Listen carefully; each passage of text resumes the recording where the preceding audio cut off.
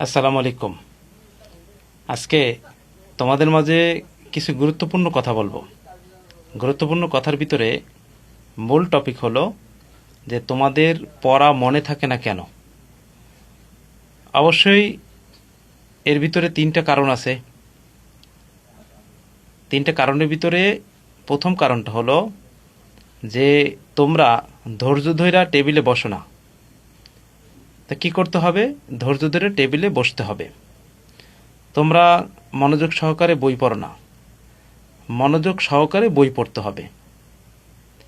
এবং তোমরা কিন্তু সময় নিয়ে বই পড়ো না। একটা টপিক পড়লে 5 মিনিট 10 মিনিট ভিতরে তোমরা উঠে যাও, যেটা তোমার 20 মিনিট বা আধা ঘন্টা লাগার কথা, সেটা তোমরা 5 মিনিট 10 মিনিটে এটা কমপ্লিট করো।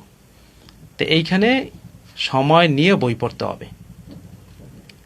আর লাস্ট একটা কথা, তাড়াহুড়ো করে বই পড়া যাবে না। এটা সবচেয়ে মোস্ট ইম্পর্টেন্ট কথা।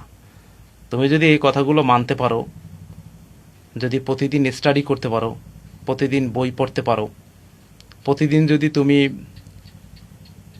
এই কথাগুলো মেনে তোমার নিয়মিত পড়া চালাই যাইতে পারো, বা নিয়মিত পড়া যদি তুমি পড়তে পারো, আমি আশা করি তোমার পড়ায় উন্নতি হবে, অগ্রগতি হবে। তুমি কয়েকদিন প্র্যাকটিস করো।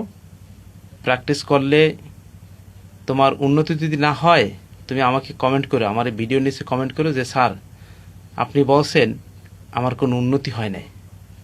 তাহলে আমি বলবো যে আমার কথা ভুল। আর আমি যে কথাগুলো বলছি সেটা যদি তুমি মন থেকে মানো, ইনশাআল্লাহ তাআলা, আল্লাহ তাআলার মেহেরবানিতে, আল্লাহ তাআলার রহমতে ইনশাআল্লাহ তোমার পড়া হবেই।